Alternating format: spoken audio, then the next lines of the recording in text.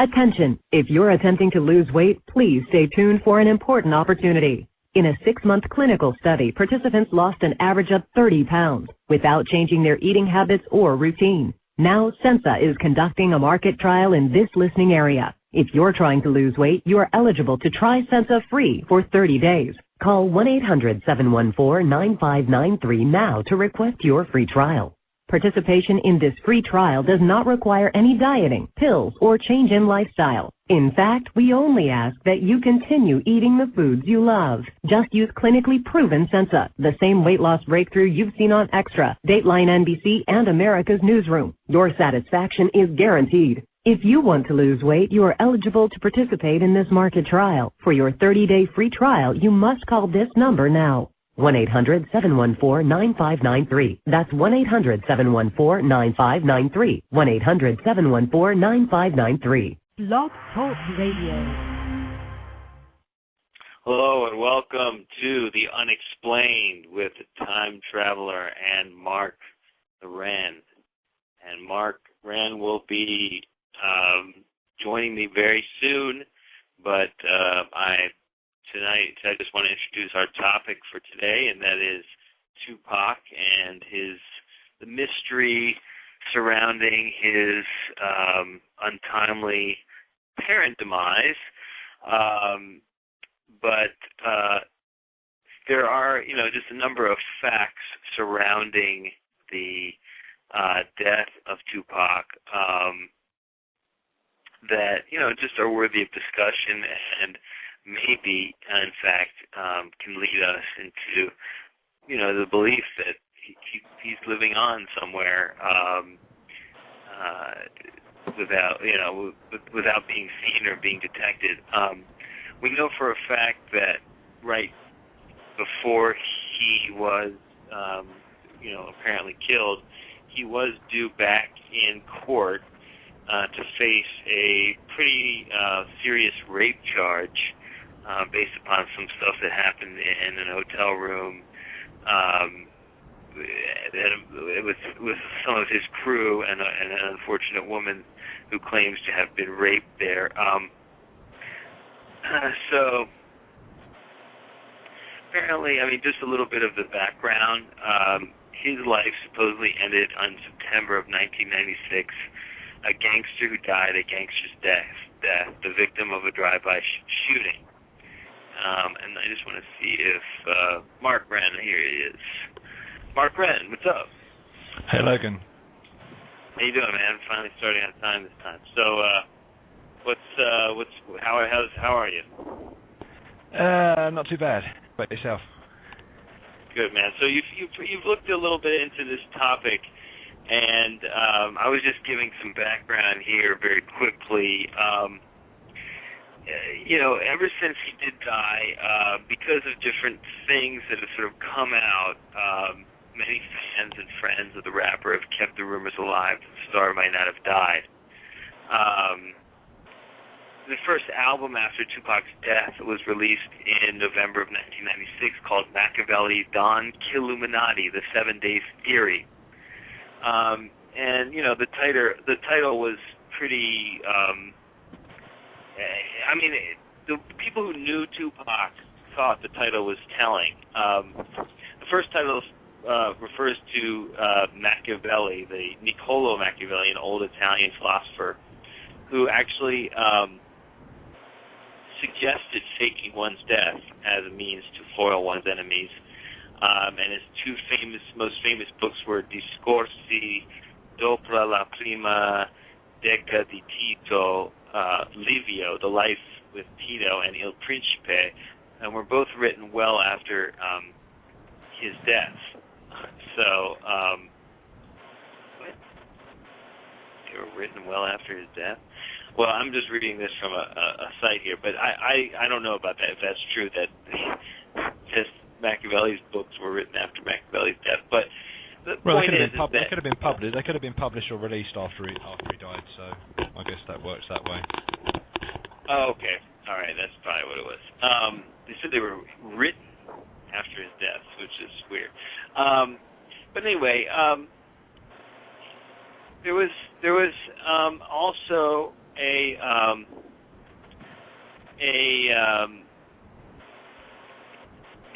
So basically, a lot of the stuff in the album itself, he has statements in there saying, like, people think I'm going back to jail, like they're really on that dope, you know, and just saying stuff like, you know, To Live and Die in L.A. is a song on that album that basically talks about how he is going to live and die in L.A. and fuck, you know, like what everyone told you. And then he also has like stuff, you know, in his albums that are like, You Heard a Rumor I Died, Murdered in Cold Blood, Traumatized, pictures of me in my final state, you know, Mama cried, but that was fiction. Some cowards got the story twisted, like I was no longer existing, mysteriously missing. And so it's just like, and then he goes on to say, like, I'm still riding, I'm fine. So, and then just the amount of songs that he came out with that, you know, were released after his death, it's just like, it seems unlikely that he had the time, given his busy schedule. And I'm a rapper, and I write songs, and I cannot write songs that fast. Like, the guy was just, I mean, he was going crazy if he was writing that many songs in, like, that short of time. Yeah. Anyway, there's a lot of stuff.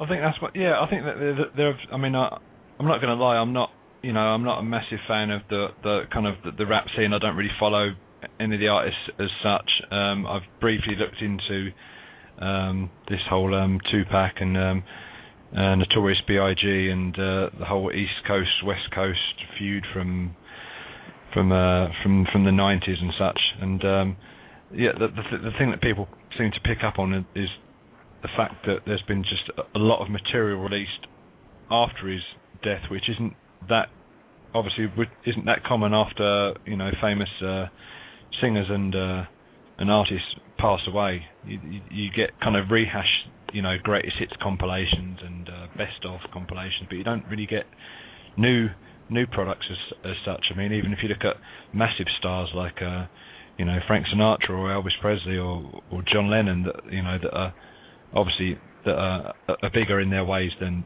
Tupac Shakur. There's not been a whole lot of, you know, what they call new material or unreleased, unheard of songs, you know, in the years since their passing. So that seems to be the main thing that people pick up on regarding the Tupac thing, is that it's just the sheer amount of new albums and new material that have been released since his passing. You know, surely all this amount of material couldn't have just laid in a recording studio or a vault somewhere. You know, is he still around, and is he still recording, and is it being produced, you know, that way?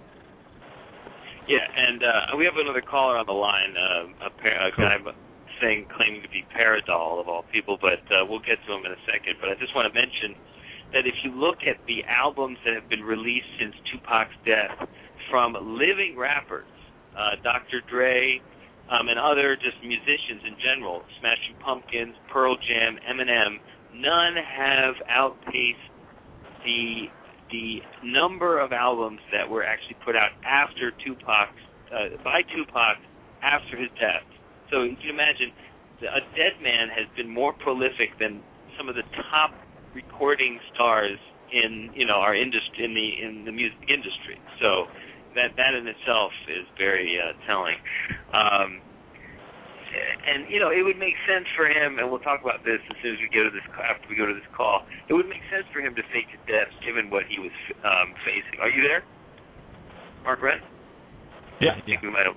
Okay. I just want to make sure you're on the line. Okay. I am Paradol. Who is this?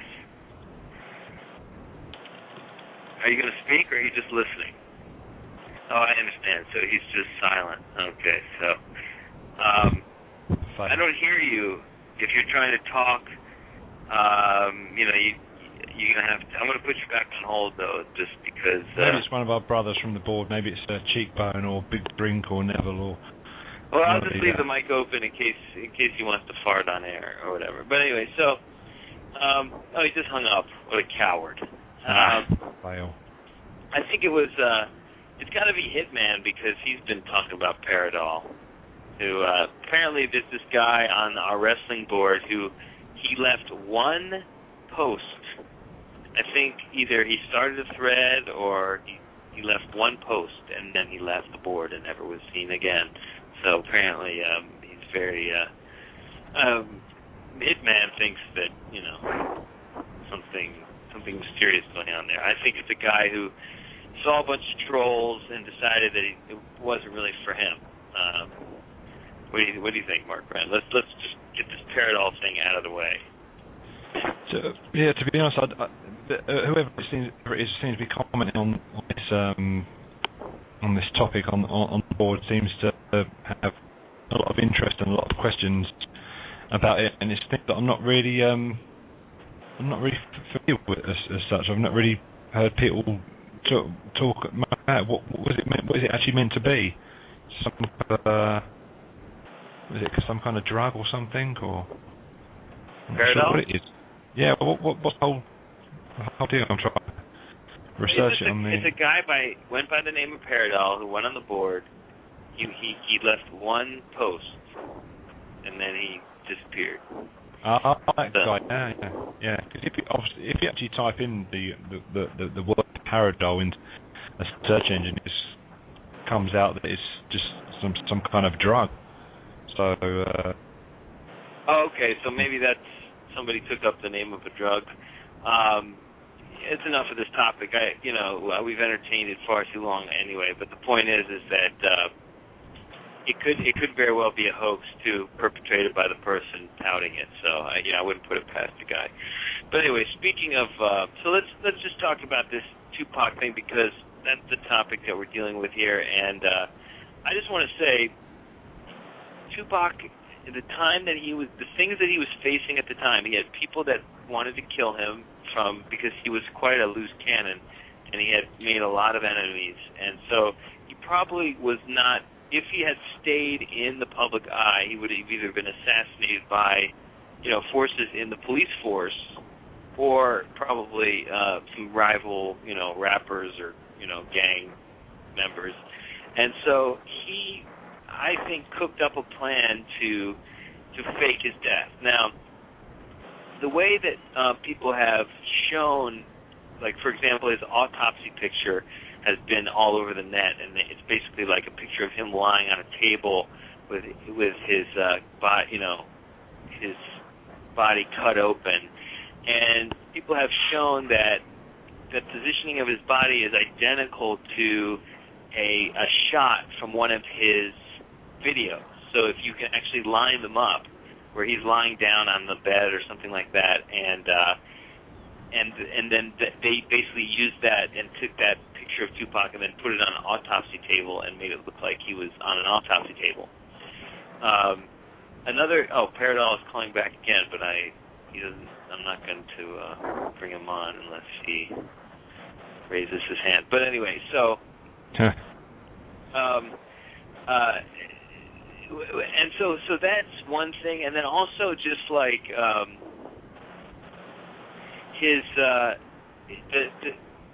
there was not really an autopsy performed on him. In fact, right after he was declared dead. First of all, when he first got shot, everybody was saying, he's going to be fine. He just got, luckily he didn't get killed. He was actually alive for about a week.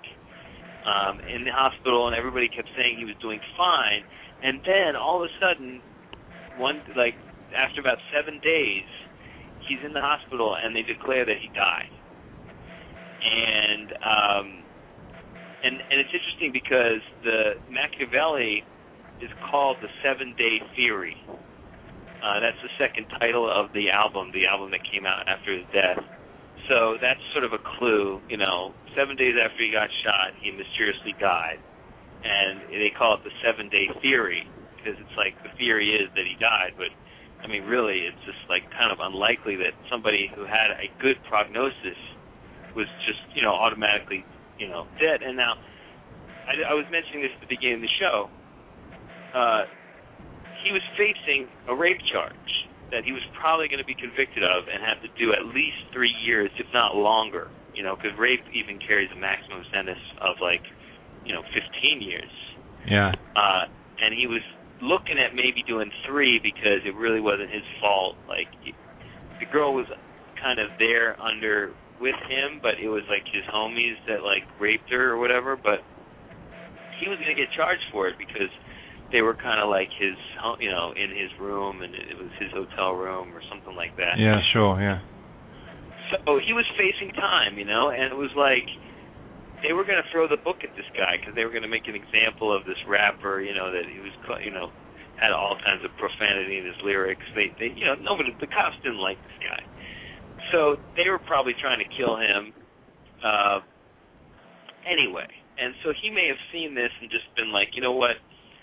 He may have really got shot in that incident in Las Vegas, but at that point, I think he said to himself, I got to get out of this game. And then, it would be more lucrative to make money on the underground. And in fact, in one of his songs, he says, "Fuck selling shit to white folks, I just ship it to the drug dealers." And that's who was selling his stuff on the street. Like, more than it's funny because not only did he release like so many albums into the actual mainstream on, normal channels, he released a shitload underground as well. Like so he had mixtapes about mixtapes, tons of them, where he references timelines, and people that weren't even in the scene. Like he has a diss of Irv Gotti. Irv Gotti is the Ja Rule, the guy who does like Ja Rule stuff. Ja Rule wasn't even around when Tupac was around. A lot of people got on Ja Rule for pretending that he was Tupac, but then there's like photos of Tupac where he's wearing Nikes that are clearly the later, a version that didn't come out until he was supposedly dead. And then, all through the 90s, because this guy, you remember, he died in 96. So all through the 90s, it was like one album after another after another. Now, you didn't see that from Biggie. You didn't see that from any other rapper that supposedly died, And so just stuff like that is just really, really weird. Yeah, there certainly are a lot of, when you present kind of the evidence and details and questions about this, there does seem to be more than meets the eye, and apparently hasn't he predicted when he will actually return, when he will actually make a comeback? Now, did you find that in your research? Because I've heard like different stories about that, and I mean apparently he was supposed to come back. I heard he was going to come back in like 2003 or something, because it was like they thought it was a 7-year theory, or 2012. I mean 2002. Sorry, he was supposed to come back because it was like the last thing I've 7 heard years. The last thing I've heard is 2014. So okay. I'm not sure what the significance of that is, but that's what a few people have put in our thread on the board, that 2014 is a likely return. But I think if we kind of go into, if obviously he has hoaxed his death, he's almost not the first celebrity where there's been rumours about that as such. I mean, God knows how many thousands of Elvis sightings have there been over the years. Did Elvis fake his death? And the guy Andy Kaufman, the comedian, there's people that believe that he faked his death as well. There's like Jim Morrison. They think that he's Jim Morrison, that's another one. Jim Morrison, and these aren't just fantasy National Enquirer headlines. There seems to be not evidence as such, but a lot of hearsay and speculation, and people piecing together things that say, well, how is this happening when if this person, such and such person, was here, and in this day and age where if you've got a lot of money and the world's a big place, in theory, you could pull it off. Yeah. And yeah, and it's just there's just too many weird stuff here. And I feel like, the thing is that I think it's unlikely that he will ever come back, because it is a crime to fake your own death. And so he would be not only charged with that crime, but also then charged with the crime that he evaded by faking his own death. You're right there. Yeah, that's the thing why there's never really been a case where someone, that's been so famous has literally come back and just popped out on the news and said, hi, I'm back, because all of a sudden you got all these legal implications. There would have been, of money paid out on life insurance type things, and you got the whole legal implications of it, and obviously it is a crime as well. So that's why nothing like this has ever happened. But how cool would it be if, all of a sudden someone as famous as Tupac, had actually done that, and it got revealed that he'd faked his own death and that he was alive and well. He'd been living out in the he'd been living out in the Amazon for the last 15 years or so. Well, yeah, and what's even I've heard different things about his tattoos. Apparently, all those tattoos that he had, he got within the span of like 2-week period, and it was like a lot of people are saying that those tattoos were just henna. They weren't actually permanent tattoos, and they were just like a means of throwing people off, so that now when we walks around without him, they don't think it's him. There's also just like the. Mainly you're right. It is the music, just the amount of music that has come out, and then the references. Apparently in some of the songs he has referenced the World Trade Center. He has referenced things happening that he could not have witnessed. The World Trade Center. He could have been referring to the 1993. The attempted bombing. He could have been referring to that rather than 2001. So, yeah. But in general, the thing about it is that the theory is that he is probably in Cuba, where most Americans don't venture, and he could probably be living a pretty decent life, grow some dreads, and kind of blend in as like, oh, look at that guy who looks like Tupac. And you can understand it, like from point of view of somebody who's in the public eye and just getting hounded, and just getting to the point where it's like, look, this situation is going to eat me alive if I don't drop out and do something different. Like I said before, it would be amazing if something like this happened. I don't know whether you're aware of it. There was a film made in the 80s, and the movie was called Eddie and the Cruisers. Yeah. Yeah, that was a great movie. It was, yeah, and he did the same thing. He disappeared for 20 years and returned, and that was a very, very clever movie, and kind of with the kind of rock and roll. It was a cult classic. Yeah, it was. Yeah. And what a kayfabe. It would be the work of the century, right? If you would talk about it in pro wrestling terms, like to have somebody, come back from the dead like that, it just would be so huge. Oh, it would be. Someone of Tupac's, fame level, it would be front page news, worldwide, if it did happen. But maybe people who just grasped, he was a popular artist at the time, and he's one of those kind of 90s icons, along with Kurt Cobain, and people just they were kind of they were here as a bolt of lightning. They were so popular, and in the blink of an eye, while they rose to the success that he did, they were gone just as quick. Obviously in recent days, over here we've had the passing of Amy Winehouse. Absolutely. Yeah, that's. I mean, she was a big star over here, and you know, I'm pretty sure she was known in the States as well. And we're getting kind of, you know, we're getting wall-to-wall coverage of her passing on the networks over here, and that's a big deal at the moment.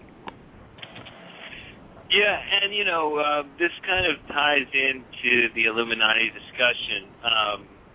You know, a lot of people think that when you get to a certain echelon, you either become kind of co-opted by the Illuminati, or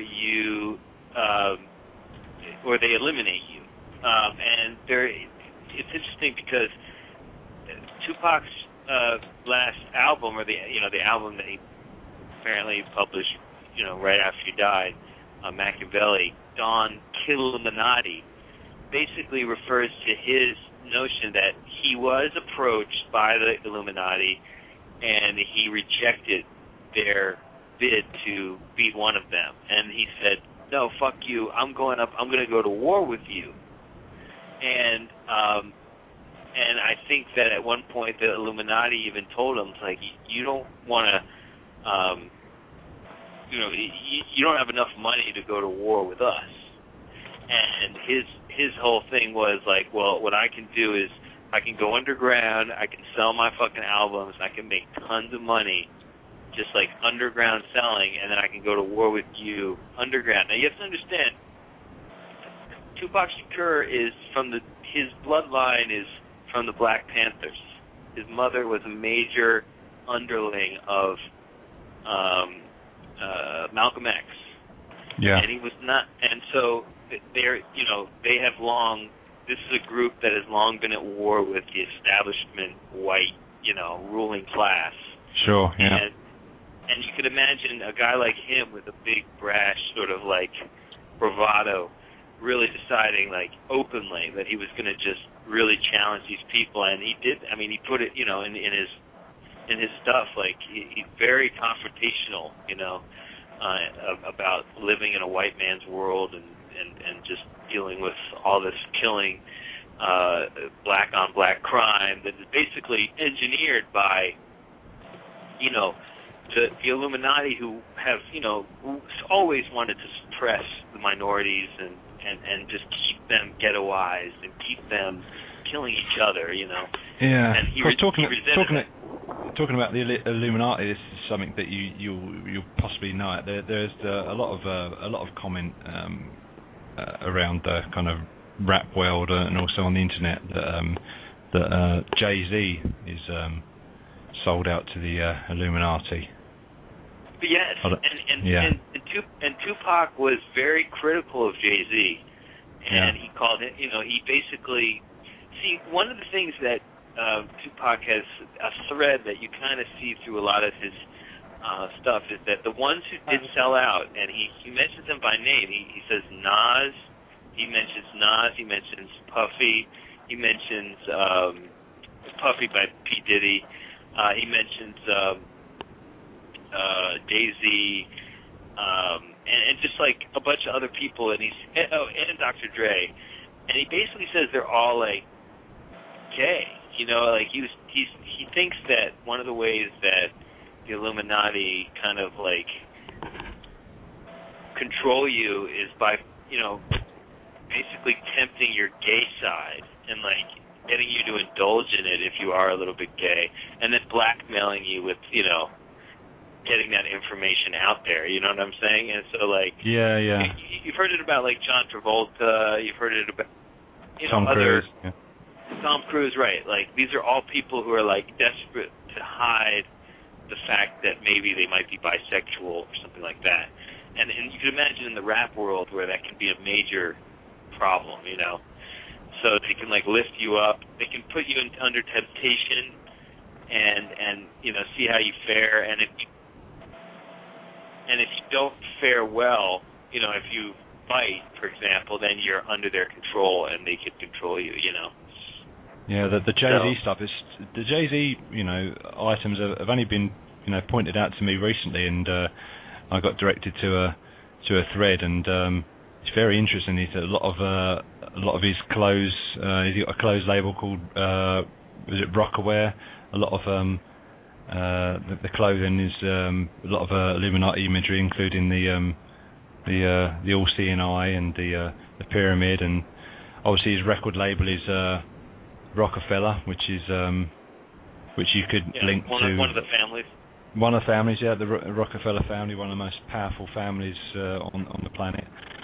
Very interesting from what I've seen, and the fact that he's referenced it in lyrics and album covers, and the symbolism is very prevalent in Jay-Z's work from what I've seen, and might need a bit more investigation. That he might be might be in on the gig. We might have to do a whole show on that, and just on who might be working, who's clearly working for the Illuminati. And I think it's safe to say, I mean, most people who believe in the Illuminati think that if you are in a prominent position, you inevitably get approached and talked to, and it's like it's how you react to that talking to that determines whether or not you get killed or not. And I mean, I think we're talking about people like Kennedy, and maybe even people like Jimi Hendrix and Jim Morrison. We'll leave Molina to John Morrison, but I'm just saying, like, in general, like, there seems to be like this moment, and it recently came up on MSNBC. I don't know if there was a host on there by the name of Sen Euchre. He was like kind of an Indian fellow who they put up there after they got rid of Keith Olbermann. They kind of put him in one of the slots, and he's from the Young Turks, which was it's like an internet news liberal group, and they put him on MSNBC, and they had him on there, and he got really good ratings, and he was doing really well, and they took him aside, and they said, hey, look, man, like. And he went public with it. They said, well, you have to tone it down a little bit because now you're part of the establishment. And he was just like, what the fuck? He thought it was like the weirdest conversation he ever had, and he ended up quitting. This is just recently. I mean, it just shows you that, like, this stuff is not like a big conspiracy. It's just like people recognize when they're part of an establishment and when they're on the outside. And once they're on the inside, it's like, are you going to play ball or not? Yeah. And it's like once you get to a certain height of fame, the question becomes like, are you going to play ball or are you not? And the ones who don't play ball, they get eliminated, and or they get like sent into maybe they become made drug addicts, They, like, for example, like maybe people like these artists that that you see like overdose and stuff like that. It's like maybe they're being drugged, Yeah, who knows? I mean, the whole the whole term conspiracy has just been misused in this day and age. I mean, if you look at the dictionary definition of conspiracy, it's two or more people collaborating together to carry out an illegal act. I mean, all you need in a conspiracy is just two people. Doesn't need to be dozens. It doesn't need to be hundreds. Conspiracy just needs two people. It just needs a couple of people just to agree to do an illegal act, ahead of time. And it's just been, now you have all this, so and so's a conspiracy theorist, a conspiracy theorist. You don't have to have 500 people in on the thing for it to be, a conspiracy. We've mentioned before about the Strauss-Kahn thing. That seems to be going down a little bit now. I wonder whether there's I've not really examined it much on the internet, to be honest, but obviously the tragedy happening in Norway over the past few days. Yeah. Wouldn't mind betting there'd be more to that than meets the eye as well. Well, they've often, I mean, a lot of theorists that talk about some of the tactics of the Illuminati talk about how a lot of these mass killings are their work. It's basically they get control of a person and they're able to turn them loose in this fashion. And what it does, it serves their purposes because it allows them to tighten security and loosen take away rights, basically in the name of security. All these attacks like 9/11 and these massacres that happen on college campuses here, and of course in Norway, 93 people just killed in one day on just a guy just going crazy, and this is all just to make people feel more happy and secure about the police state. Yeah. I mean, who knows? Who knows whether it will come out that the main thing with this Norway thing is the guy is still alive. So that there are it's not kind of an open shut thing like the guy did all this work himself and then blew his own brains out. The fact is they've got him alive.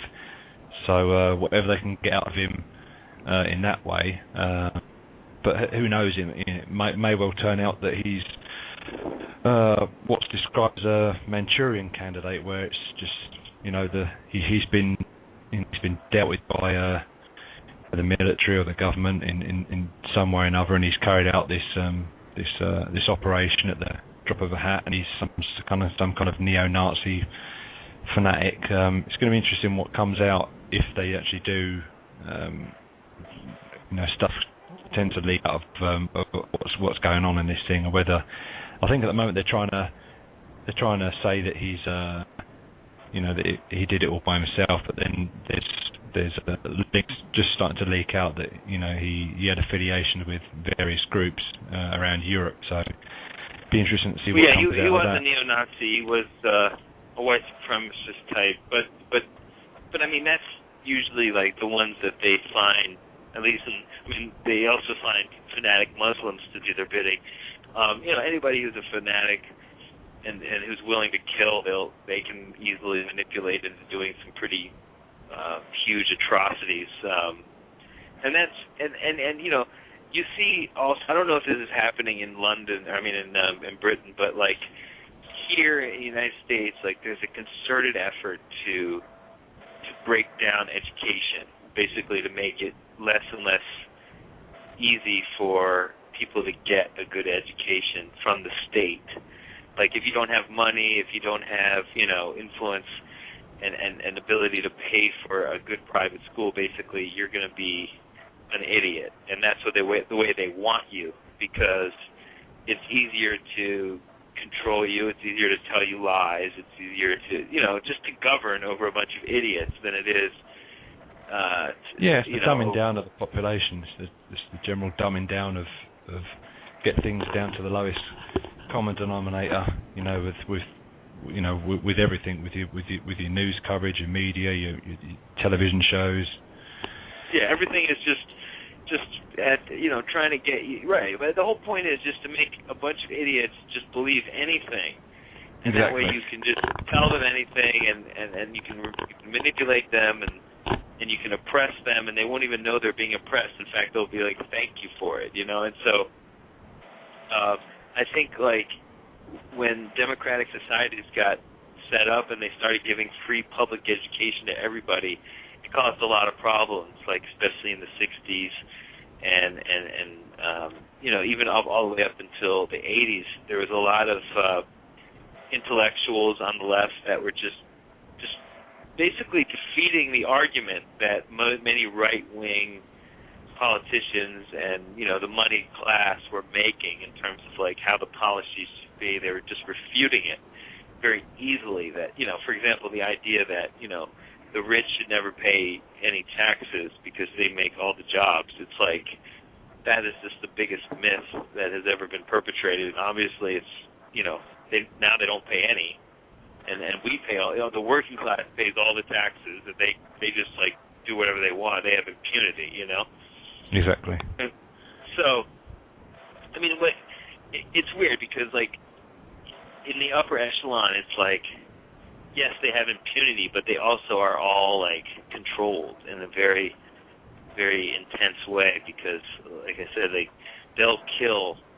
They solve their issues by killing even their own people, So it's very easy once you get up there to get whacked, But it's like selling your soul to the devil. Like you're never gonna feel totally at ease, and that's what happens when you get to that level. Now we continue to go back to this Illuminati thing because it's like it just ties into pretty much everything that we're going to be talking about, but we don't necessarily need to go there. But it's just weird how you can kind of twist basically any topic into a statement about the Illuminati. I've even heard, how there's all these evidence of craft landings, like these crop circles that appear, that, apparently a big ship landed, and that created a big imprint, but, you could even see that there might be some effort to create those things just to stir the fears, of people, Like, it might be that, like, everything is a hoax, like Bigfoot and all these different little things that we might talk about on this show could just be like something put there by, forces that just want to distract and have us talk amongst ourselves about nonsense, I mean, it's just a possibility. Exactly. Including the, the Tupac thing. I mean, this could be just all set up to, maybe they have him in a dungeon, I mean, and he's just making music for them, It's like, yeah. I mean, there's just so many different ways you could think about it. But there's been a lot of, and we're starting to launch this new show. It's going to be, and I actually did it on my political site, but I'm going to move it over as soon as I can.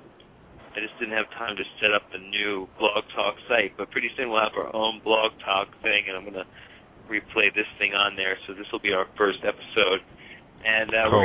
we're gonna go through all the topics that people have been talking about on Coast to Coast, and I think. I mean, do you have any thoughts about what you want to do with the next show?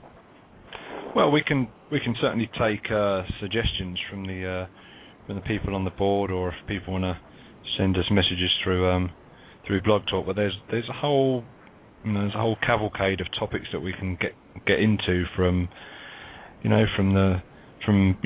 Vietnam to Nixon and Hoffa and JFK and aliens and the Loch Ness Monster and Bigfoot. I mean, we've covered some of those, touched on some of those subjects already. We can talk about things that happen in the movies as well. There's a whole bunch of things, and we're open to suggestions. Right, we're open to suggestions, and we're going to start up a Facebook page, so look for it. It's going to be called a fan page, and it'll be called The Unexplained, and so you can probably, if you want to just give your suggestions there, if you have something that you want discussed. I kind of like, I want to get a good background on some of these things. Like, for example, the Kennedy assassination. There's been a lot of new research on that. It's not just like the old Oliver Stone movie. Like, since then, people have really come to figure out what went on there, and it's a pretty fascinating tale. It's not as ridiculous as it sounds, and in some cases it may be that they were trying to avert World War III. This is what somebody has postulated, that the United States covered up the killing of Kennedy because it looked like it was done by Castro. It looked, and who was a proxy for the Soviets at the time.